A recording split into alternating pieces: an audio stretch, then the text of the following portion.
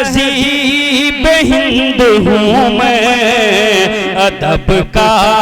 جہان ہوں، تعظیم کر میری کہ میں اردو زبان ہوں، تعظیم کر میری کہ میں اردو زبان زبان ہوں، کرتا ہوں شاعری اپنے علاقے میں، تنہا شاعری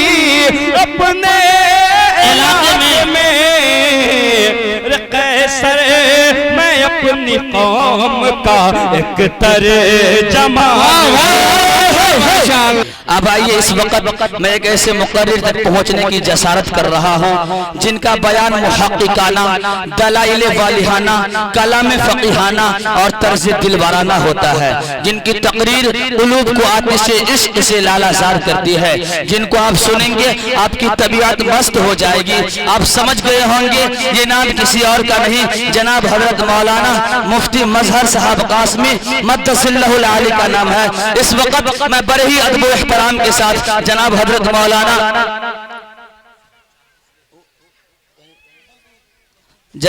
مولانا مفتی مظہر صاحب قاسمی مدث اللہ العالی سے درخواست کر رہا ہوں کہ حضرت تشریف لائے اور اپنے خطاب نایاب سے ہم تمام سامعین کو مستفید فرمائے۔ بسم اللہ الرحمن الرحیم، الحمد لله نحمده ونستعينه ونستغفره ونؤمن به ونتوكل عليه ونعوذ بالله من شرور أنفسنا ومن سيئات أعمالنا، من يهده الله فلا مضل له ومن يضلله فلا هادي له، ونشهد أن لا إله إلا الله وحده لا شريك له، ونشهد أن سيدنا ومولانا محمدا عبده ورسوله، اما بعد۔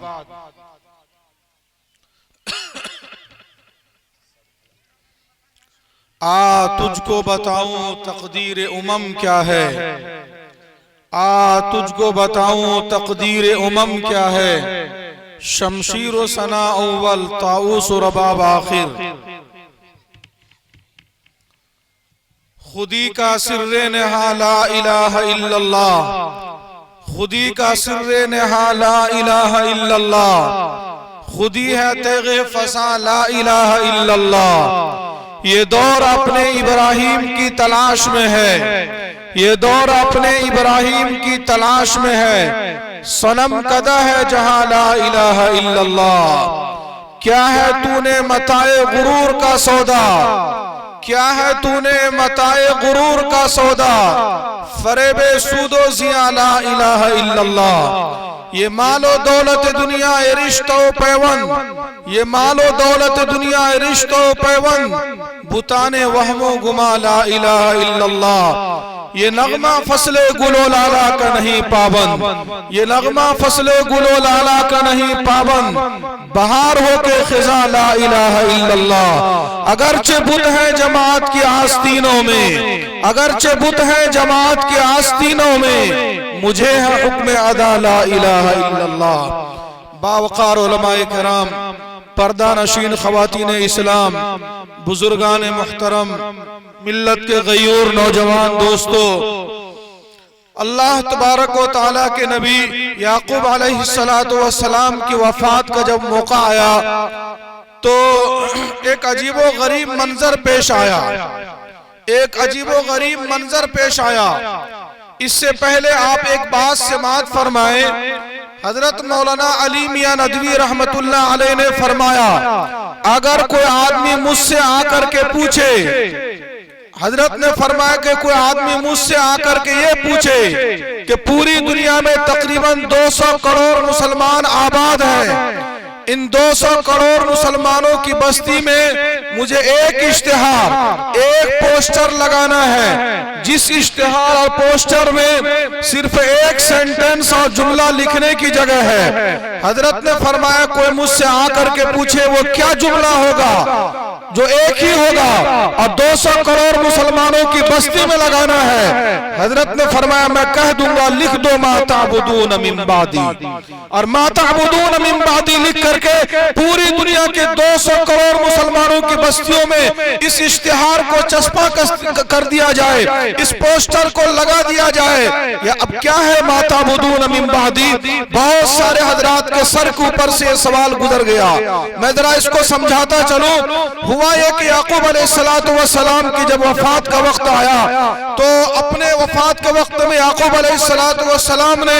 اپنے گھر کے بیٹوں کو، پوتوں کو، نواسوں کو، عزیزوں کو سب کو جمع کیا۔ اور یاد رکھیے گا یعقوب علیہ السلام کے سامنے جو بچے بیٹھے ہیں، ان بچوں کے باپ بھی نبی ہیں، ان کے دادا بھی نبی ہیں، ان کے پردادا بھی نبی ہیں۔ 3 پشتوں سے جبرائیل وحی لے کر کے ان کے گھرانے میں آیا کرتے تھے، اور ان بچوں کے رواں کو نبیوں نے چوما تھا، ان بچوں کے نس نس میں نبیوں کا خون دوڑ رہا تھا۔ نگاہ نبوت کے سامنے ان بچوں کی تربیت ہوئی تھی۔ اندازہ آپ لگا سکتے ہیں ان بچوں کے ایمان اور عقیدے کا اور آخرت کے تصور کا کیا عالم ہوگا۔ اس کے باوجود یعقوب علیہ السلام نے دنیا سے جاتے ہوئے آخری سوال جو اپنے بچوں سے کیا ہے، اے میرے بیٹو، اے میرے پوتو، اے میرے نواسو، اے میرے عزیزو، ساری زندگی میں نے تمہارے ایمان اور عقیدے کو بنانے کی کوشش کی ہے، آج میرے دنیا سے جانے کا وقت آ چکا ہے، مجھے مکمل اطمینان ابھی تک نہیں ہوا ہے۔ میں دنیا سے جاتے ہوئے تم سب سے ایک سوال میں کرنا چاہتا ہوں، اور اس سوال کا جواب تم دو مجھے، تاکہ صحیح جواب سن کر کے میری آنکھیں ٹھنڈی ہو جائے اور میں بہت آسانی سے اللہ کے پاس جا سکوں۔ چنانچہ جب یعقوب علیہ السلام نے پوچھا کہ سوال یہ ہے کہ اس سوال کا جواب دو، ما تعبدون من بعدی، میرے دنیا سے جانے کے بعد تم کس کو خدا مانو گے؟ میرے دنیا سے جانے کے بعد تمہارے ہاتھ کس کے سامنے میں اٹھیں گے؟ میرے دنیا سے جانے کے بعد تمہاری پیشانی کس کے سامنے میں جھکے گی؟ وہ بچے تو نبوت کے گھرانے کے چشم و چراغ تھے۔ بچوں نے جو جواب دیا ہے اس جواب کو بھی قرآن کریم نے نقل کیا ہے۔ چنانچہ تمام بچوں نے بیک زبان کہا، نعبد الہک و الہ آبائک ابراہیم و اسماعیل و اسحاق الہ واحدا ونحن له مسلمون۔ اے ہمارے ابا، اے ہمارے دادا، اے ہمارے نانا، آپ گھبرائے نہیں، ہم آپ اور آپ کے آبا و اجداد ابراہیم، اسماعیل اور اسحاق علیہ السلام کو جو خدا ہے ایک اللہ وحدہ لا شریک لہ کہ ہم عبادت کریں گے، اس کے سوا ہم کسی کی عبادت نہیں کریں گے۔ حضرت نے فرمایا جو خود نبی ہیں، جن کے باپ نبی ہیں، جن کے دادا نبی ہیں، وہ نبی اپنی نسل کے ایمان عقیدے سے مطمئن نہیں، تو 1400 سال کے بعد کا امتی اپنی نسل کے ایمان عقیدے سے کیسے مطمئن ہو گیا؟ جبکہ اقبال نے بہت پہلے کہا تھا، وفاق کش کے موت سے ڈرتا نہیں ذرا، وفاق کش کے موت سے ڈرتا نہیں ذرا، روح محمد اس کے بدن سے نکال دو۔ آج پوری دنیا کی سازشیں چل رہی ہے کہ شکل اور صورت کے اعتبار سے بھلے ہم مسلمان رہے، لیکن ہماری آنے والی نسلوں کے دل دماغ سے، ان کے جسم سے روح محمد کو کھینچ لیا جائے۔ اس کے لیے بہت سارے پلیٹ فارم سے اور بہت ساری تنظیموں اور تحریکیں اور اسکیموں کے ذریعے اس میدان میں محنت کرنے کی کوشش کی جا رہی ہے، اور ایک محنت کا بہت کامیاب طریقہ یہ ہے، آپ کو دشمن کو مارنا ہو تو ضروری نہیں ہے کہ بندوق کی گولیوں کو استعمال کیا جائے۔ اگر آپ دشمن کو تہ دیکھ کرنا چاہیں اس کے لیے ضروری نہیں کہ تیر تلوار کو ہی استعمال کیا جائے۔ سامنے والے کو مارنے کا خاموش عزت کے طریقے سے آپ مارنا چاہتے ہیں تو ایک اور طریقہ ہے، وہ طریقہ کیا ہے کہ آپ اس کے تعلیمی نظام کو بدل دیجئے، آپ اس کے سلیبس کو چینج کر دیجئے، اس کے ABCD سے لے کر IAS IPS کے افسر تک کے پورے نصاب میں، پورے سلیبس میں ایک جگہ اللہ کا نام، ایک جگہ محمد کا نام، ایک جگہ قرآن کا نام، ایک جگہ دین کا کوئی تصور نہ رہنے دیجئے۔ کھرچ کر کے اسلام اور اسلام کے شاعر اور عقائد کے سارے تصورات کو نکال دیجئے۔ آنے والی نسلیں زندہ رہنے کے باوجود عقل اور دل دماغ کے اعتبار سے مردہ ہو جائے گی۔ اقبال نے ایک موقع پر کہا تھا، سینے میں رہے راز ملوکانہ تو بہتر، سینے میں رہے راز ملوکانہ تو بہتر، کرتے نہیں محکوم کو تیغوں سے کبھی زیر، تعلیم کے تیزاب میں ڈال کر اس کی خودی کو، تعلیم کے تیزاب میں ڈال کر اس کی خودی خودی کو ہو جائے ملائم تو جدھر چاہے اسے پھیر. تاثیر میں اکثر سے بڑھ کر ہے یہ تیزاب, تاثیر میں اکثر سے بڑھ کر ہے یہ تیزاب. سونے کا حمالہ ہو تو مٹی کا ایک ڈھیر. اور وہ جو نجومی نے کہا تھا فرعون سے ایک بچہ پیدا ہوگا جو تجھے بھی اور تیرے تخت و تاج کو بھی لے ڈوبے گا, تو اس موقع پر اس نے حکم دیا تھا بنی اسرائیل میں جو بھی بچہ پیدا اس کو قتل کر دیا جائے. تو اکبر الہ آبادی مرحوم نے کہا کہ بیچارہ قتل کر کے کیوں بدنام ہوا؟ ارے بنی اسرائیل میں فرعونیت کے ذہن رکھنے والا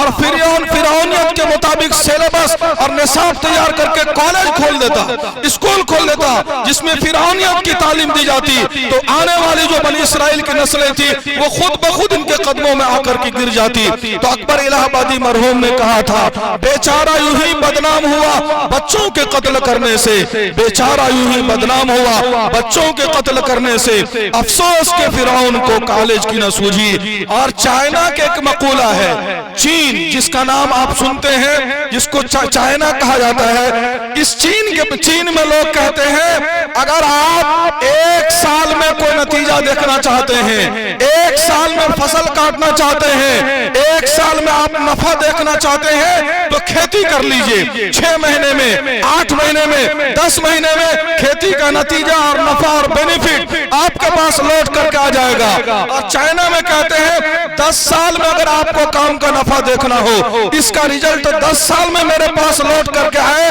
تو آپ درخت لگا دیجئے, آم کا درخت لگا دیجئے, کٹہل کا درخت لگا دیجئے, لیچی کا درخت لگا دیجئے. درختوں کے فوائد 10 سال کے بعد لوٹ کر کے آتے ہیں. اور چائنا میں ہی کہا جاتا ہے اگر آپ 1000 سال کی پلاننگ کرنے جا رہے ہوں کہ ایسے پودے لگائیں کہ 1000 سال تک جتنی نسلیں آئیں ساری نسلیں اس کے سائے میں زندگی گزارے, اور ہمارے اس پلان سے 1000 سال تک کی نسلوں کو فائدہ ہوتا رہے, تو تعلیمی ادارے قائم کر دیجیے.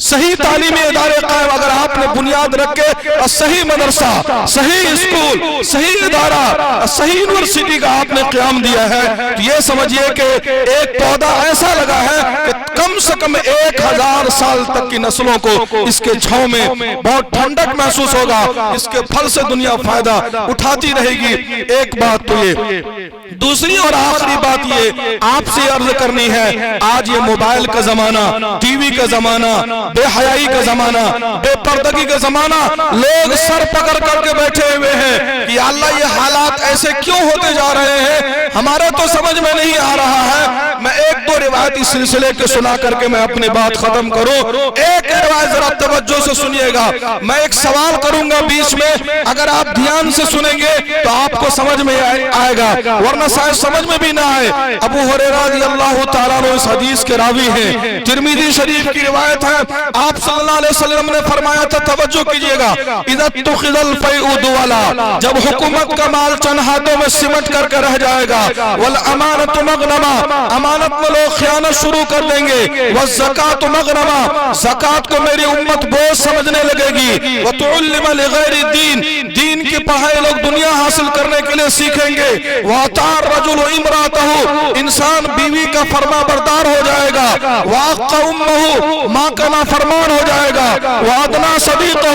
دوست کو گلے لگائے گا, واقصى اباہ, باپ کو دھکا دے دے گا, وکان زعیم القوم ارذلهم, قوم کا نیتا اور لیڈر سب سے گھٹیا آدمی بن جائے گا, وساد القبیلۃ فاسقهم, قبیلے کا سردار فاسق اور فاجر آدمی بن جائے گا, واکرم الرجل مخافۃ شرہ, انسان کی عزت کرے گا اس کی برائی سے بچنے کے لیے, وظہرت القینات والمعازف, ناچ گانا بینڈ باجا عام ہو جائے گا, وارتفعت الاصوات فی المساجد, مسجدوں میں بات بات میں شور ہنگامہ شروع ہو جائے گا, ولان آخر هذه الامة اولها, اس امت کے بعد والے لوگ پہلے لوگوں کو برا بھلا کہنا شروع کر دیں گے. یہ 14 باتیں ہوئی, یہ 14 کے 14 ہو رہا کہ نہیں ہو رہا بھائی؟